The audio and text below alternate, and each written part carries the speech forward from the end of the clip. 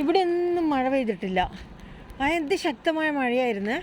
അപ്പോൾ അതിശക്തമായ മഴയായപ്പോൾ ഞാനെന്ത് ചെയ്തതെന്ന് വെച്ചാൽ കുട ചൂടി പിന്നെ എന്നിട്ടാണ് വന്നത്.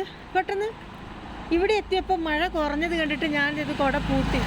പിന്നീടാണ് എനിക്ക് മനസ്സിലായത് റോട്ടിൻ്റെ ഘടന നോക്കിയാലോ, റോട്ടിൽ ഒരു ഉരുളി വെള്ളമില്ല, മറിച്ച് ഇങ്ങോട്ട് നോക്കിയിട്ട് മഴ പെയ്തിട്ടുമുണ്ട്, ആകാശത്തൊട്ട് കാറും ഉണ്ട്. എന്ത് ശക്തമായ മഴയായിരുന്നു എന്നറിയാവോ. എൻ്റെ അമ്മോ, കുളിപ്പിച്ചിതാ ഫുൾ നനഞ്ഞ് ഡ്രസ്സൊക്കെ.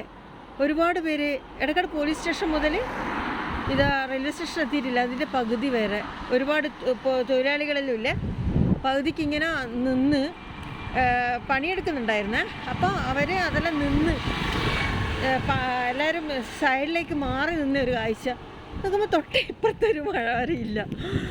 ഇതാ എന്താ പറയുക, ശക്തമായ കാറ്റുണ്ട്. ചിലപ്പോൾ ഈ ഭാഗത്തേക്ക് ഇപ്പോൾ വരുമായിരിക്കും.